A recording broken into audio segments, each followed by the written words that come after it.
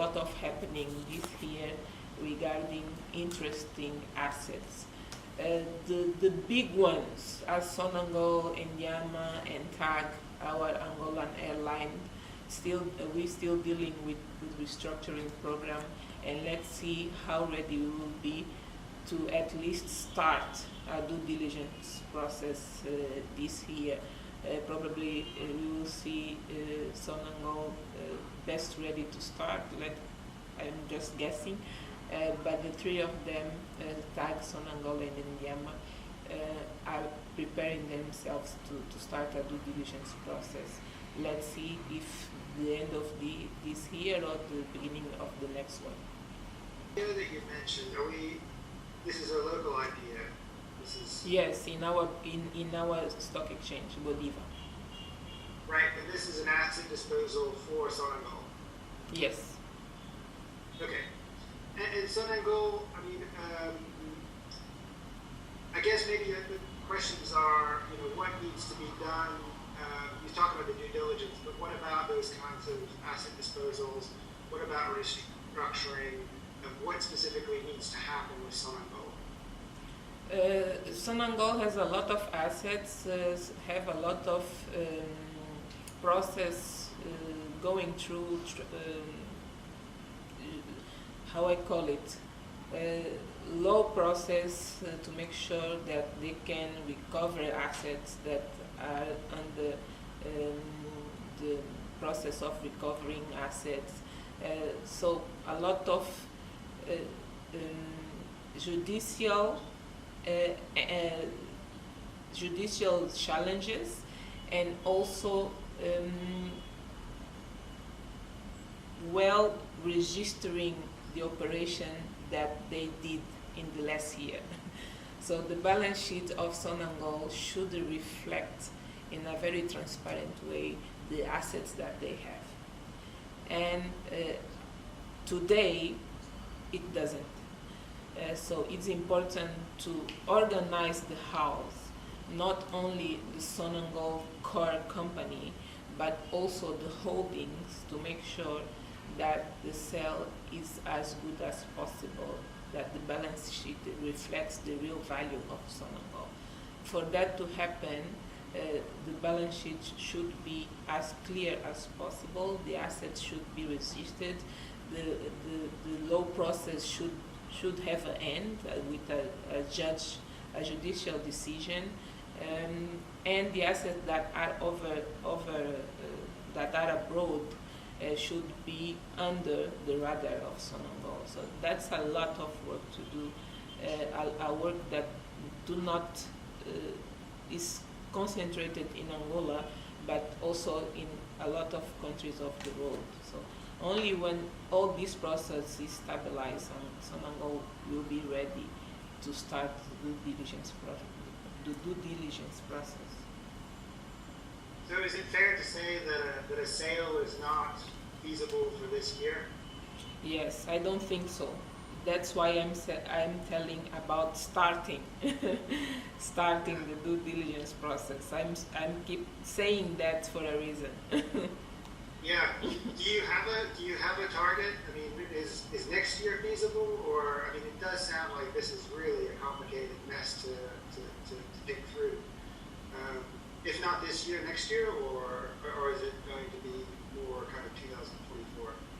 Depends on how good will be the work that they are doing. If this process of restructuring will be well done, probably the due diligence will take 12 months, 15 months.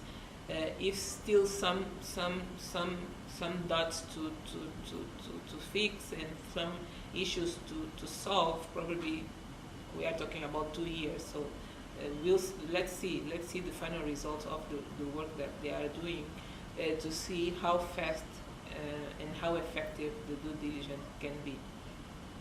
Yeah. So 2023 also sounds a bit optimistic. Yes, probably. Yeah.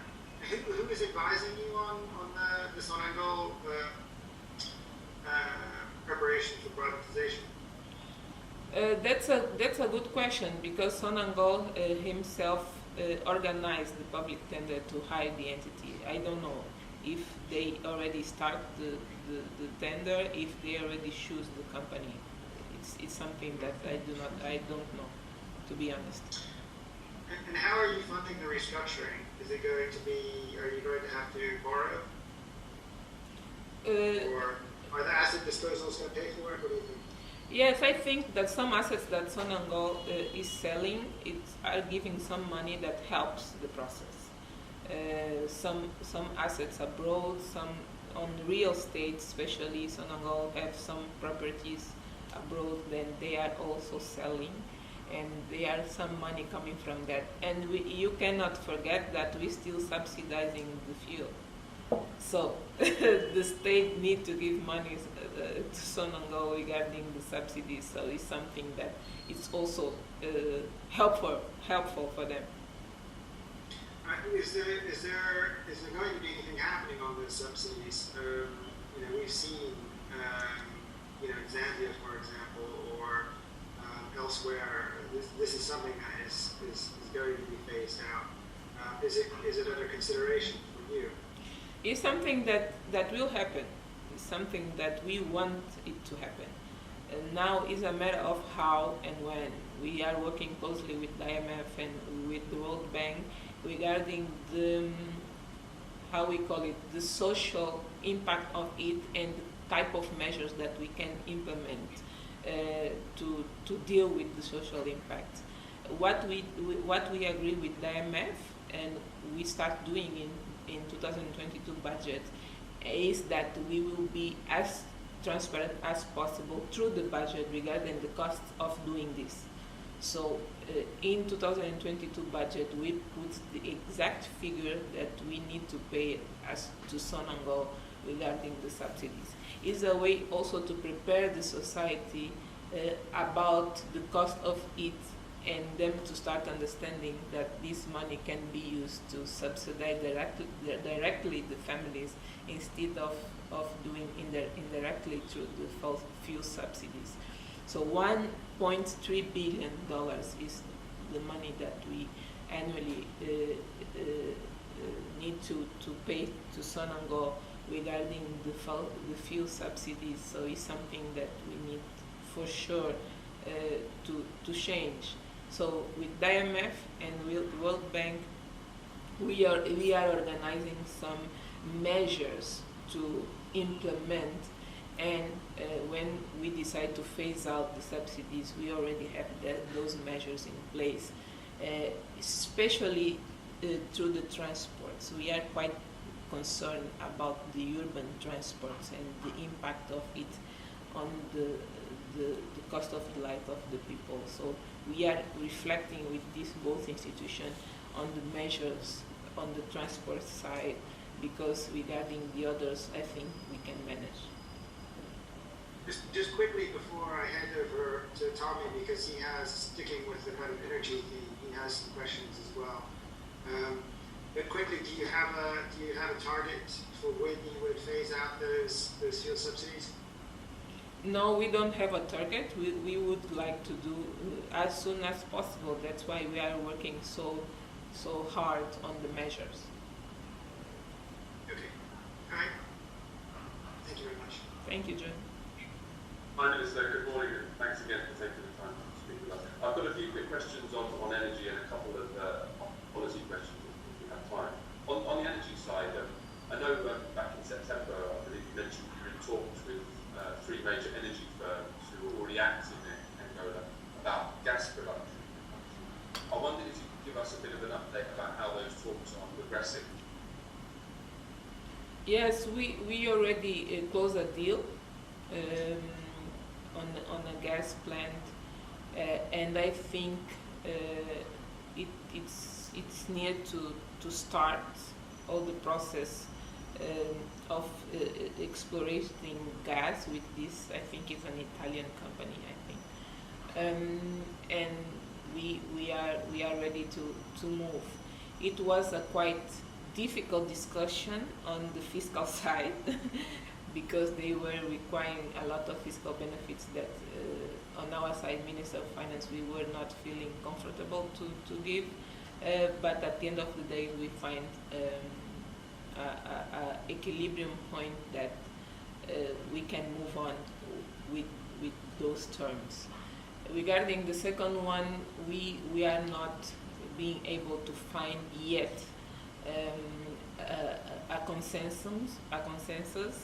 Once again, the fiscal side, the fiscal benefits that are required are quite challenging, and from our side we are negotiating and giving support to the mineral resources ministry, petroleum and mineral resources ministry, to make sure that the final deal it's good for the both parties, a win-win solution. And we are also doing a lot on the photovoltaic solar plants, with looking to the center and to the east and south. We already have a project being implemented in Benguela to produce solar energy, and we are also dealing or negotiating with the same supplier, looking at Mochico. So let's see the final result, but yes, we are seeing also a lot happening regarding hydropower and solar power in Angola. It is something that for us it's quite good and help us, is a way to contribute for the challenges regarding the climate change. Thanks a lot for your time this morning. Thank you, Tommy. Thank you, Karen. Thank you. Thank you, Joy. Really enjoyable.